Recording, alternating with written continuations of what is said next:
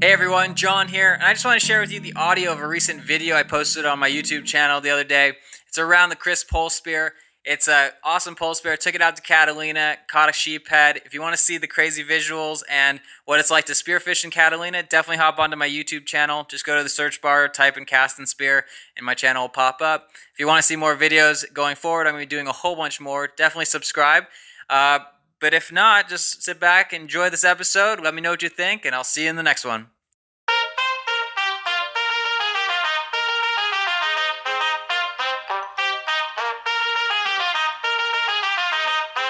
Down for the long run now.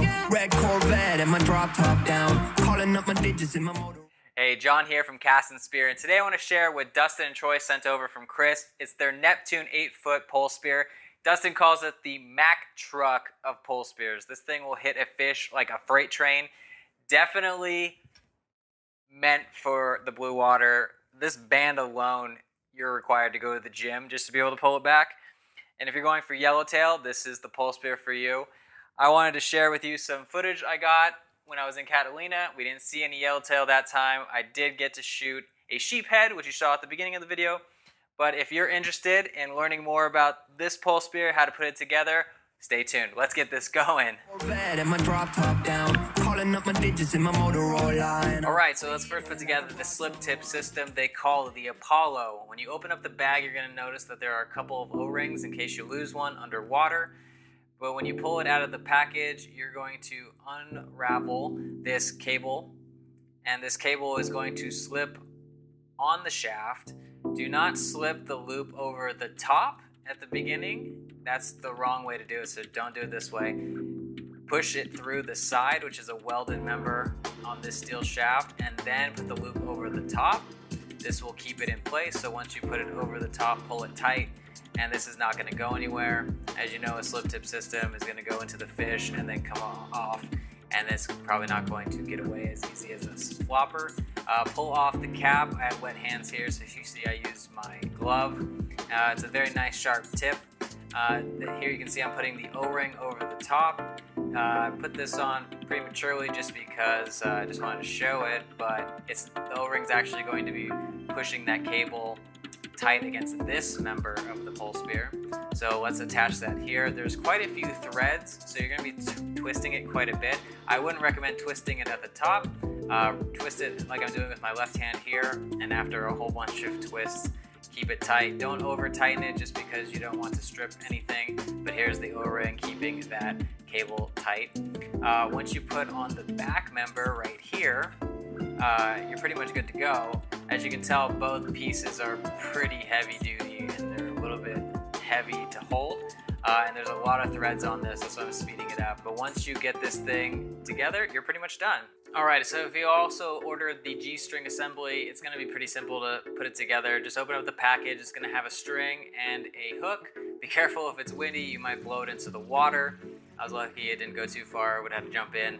But you take the set screw and rotate it counterclockwise using this Allen key. That'll make it flush. We'll save that for later. Here's a little diagram to kind of give you an idea of how this whole thing works. But take the string, mine's a little bit wet now, but the smaller loop is going to rest on the silver part of the slip tip assembly. And as you can tell here, I'm going to put it over everything. What I didn't show is that I slipped the O-ring up so that I can get the small slip knot to rest right there, and then you put the O-ring over the top, and you're pretty much set for that piece. Now take your hook, and this is a little bit challenging, so you're going to want to kind of wedge it, and it's a pretty thick band, so it's going to take a little bit of muscle, but eventually you're going to have your set screw clear.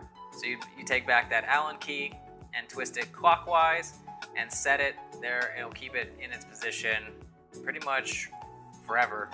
Alright, let's get on our gloves, let's get on our fins, and dive in. We've put this thing together long enough. Let's go put it to work. As you can tell, here in Catalina, the water is typically really pretty and very clear. This was a phenomenal day. The water was warm, the fish were plentiful. Nothing super big, but at least it was just, the scenery was unreal. And I just love heading out into Catalina and just going around the island looking for good things to hopefully turn into dinner. Here's my buddy James. It's always good to go with a dive buddy. I've had some experiences where some of my friends have gotten close or have shallow water blacked out, and it's scary, not just for the person blacking out, but for your partner. So never dive alone. Always remember to stay safe. Here, I started seeing a couple sheephead down below, and I wanted to take a stab at it. Holding my breath. Still not the best free diver. You know, I can get comfortable between 45, 55 feet. Here I grazed this sheephead, and it was unfortunate that I missed. But round 2, let's go back and see if we can hit another one. Usually the viz is this good, you can see it from the top, and then you just basically have to keep pretty calm and kind of stalk them. Sheephead are pretty easy fish. They don't do anything super crazy, but even this one, for whatever reason, I was just a hair off, either a little bit too high or a little bit to the side. Here, my hand, you can see I'm holding it a little bit awkwardly. My hand was just kind of hurting over multiple dives for the day. This band, you know, it takes some strength, some grip strength, so I'm definitely going to work on that. And even this one, got a little too premature, didn't let the fish turn broadside, and whiffed it. I knew that was a bad shot when I took it. But when I got closer to shore, I saw one that was just barely legal. After I measured it, I made sure it was totally legal, but had a feeling it was good. This one was a solid hit right in the side. The slip tip is nice. I have a flopper, and sometimes, unfortunately, when you deal with a flopper, you know, your fish can get ripped out. If they're a big fish especially, they can rip off, and that's not good, because then you have to go track it, and hopefully it didn't go too far away or hide from you. I'm not showing you the braining part, but next time I will. The camera wasn't angled the right way. Alright, so I hope you enjoyed watching me fail a whole bunch of times as I tried to get used to this pole spear. It definitely has a little bit of a learning curve, but eventually we did get a fish, and it did make for some delicious tacos later that day. If you're interested in getting one of these pole spears, definitely head over to CristSpears.com. I linked to it down below. Reach out to Dustin, tell him I sent you. Use promo code JOHN, J-O-N, Cast and Spear if you want Dustin to send you a couple more free goodies along with your order. And so big thanks to Dustin for that. That's amazing.